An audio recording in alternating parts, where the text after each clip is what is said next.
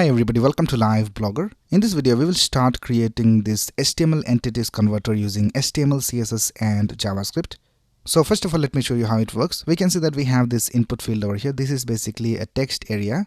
Now here you can add any HTML content. So for example, if I just type less than div greater than, and this is the start of a div, and I'll just type hello, and let's just close this division right here. And now if I click on convert, we can see that we have the HTML entities converted over here. So this less than symbol is converted into ampersand LT semicolon, and then we have this div, and then we have this greater than symbol converted into ampersand GT semicolon, and so on. So in this way we can convert HTML entities using this tool. Right, once you have converted everything, you can just copy this from here. You can also click on this button for copying the code. So if I click on this button, here we can see we have this notification, and if I just paste it over here, we can see that the code was actually copied.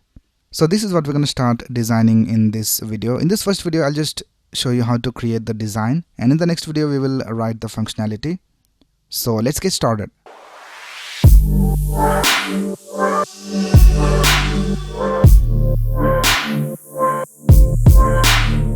Right, here I have created this folder called HTML entities, and I have opened it with VS Code. Now let's create the necessary files. So let's click on new file, and let's create an HTML file. I just name it index.html, and let's also create a CSS file. I just name it style.css, and let's also create a JavaScript file. I'll just name it main.js. Let's start with the index.html file. Now in VS Code, you can just press exclamation and press tab, and you'll have this basic HTML5 code. Right, let's link our CSS file over here, and let's also link the JavaScript file over here. Right, now let's start with the markup of our design. So the first thing we will do is we'll create a container division, and let's give it a class of HTML entities converter. And in that we will have an h2 for this heading.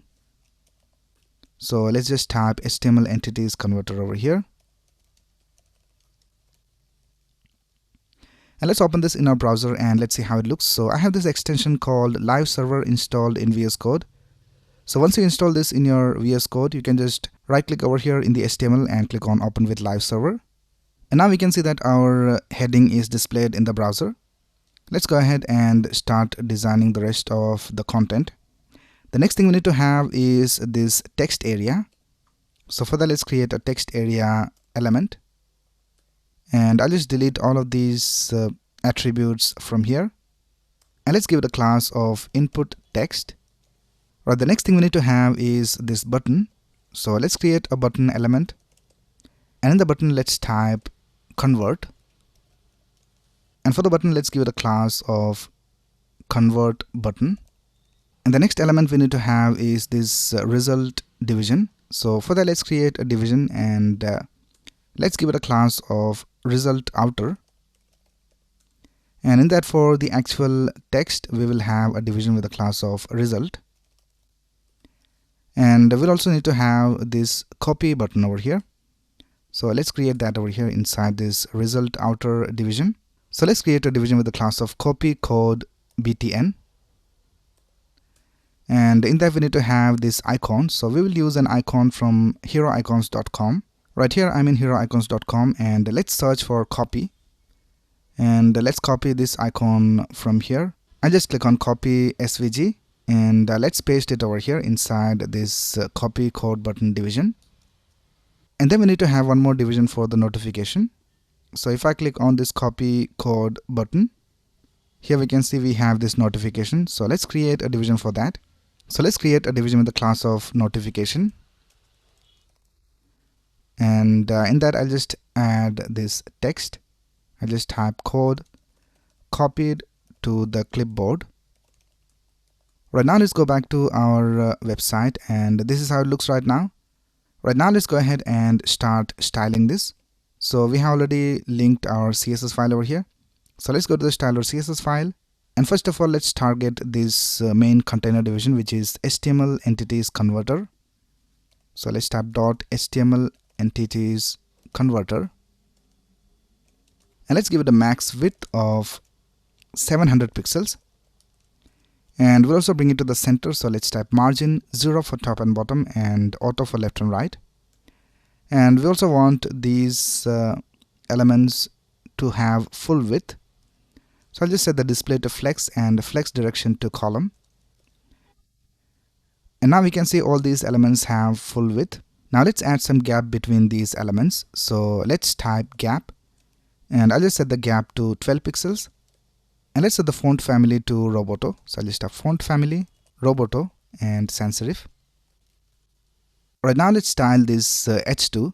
So the h2 is directly inside the HTML entities converter. So let's type HTML entities converter h2, and for this we will set a font size of 32 pixels. And let's set the text transform to uppercase, and we'll set the font weight to 900. And let's bring it to the center, so let's type text align and set it to center. And we'll set the color of the text to 023047.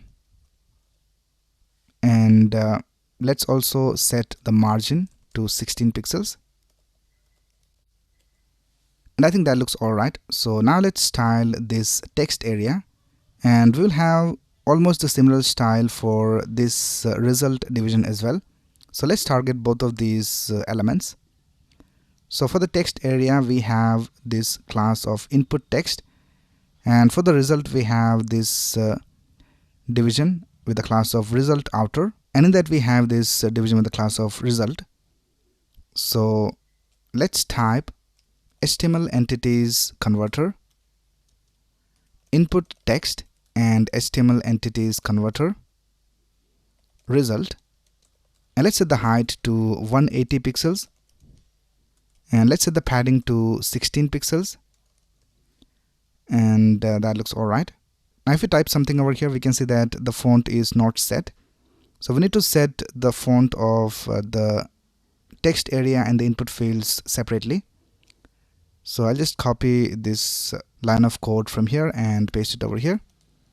So we have set the font family to Roboto, and let's set the font size to 18 pixels, and let's set the line height to 1.7, and I think that looks alright. Now here we can see on the right side we have the option of resizing this text area, so I'll just disable that. Here I'll just target the input text, so I'll just type HTML entities converter input text, and let's type resize and let's set it to none. And now we can see that the resize icon is not being displayed. Now if we go back to our design, and if I add a number of lines of code over here, and if I click on convert, we can see that this result division is scrollable. So let's do that. Let's go back to our CSS, and let's target this result division. So I'll just type HTML entities converter result, and I'll just set the overflow Y to scroll. Right now the next thing we will do is style this convert button.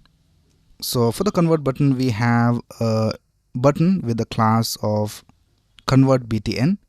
So here let's type HTML entities converter convert btn, and first of all let's add a background color, and let's set the background color to 023047, and we have a typo over here. We need to type convert btn. Right now we can see we have the background color, and let's remove the border. So I'll just type border and set it to none, and now let's set the color of the text to white, and let's set a padding of 10 pixels, and let's set the text transform to uppercase, and we will set the font size to 18 pixels, or let's try 16 pixels, and let's set the cursor to pointer. So when we hover over this we need to have the pointer, so let's type cursor pointer, and the next thing we will do is we will add some letter spacing. So let's type letter spacing, and let's set it to 4 pixels, and I think that looks all right. Right now, the last thing we need to style is this result division over here. So first of all, let's go ahead and resize this icon. So for the icon, we have this division with the class of copy code btn, and in that we have this svg. So first of all, let's do that.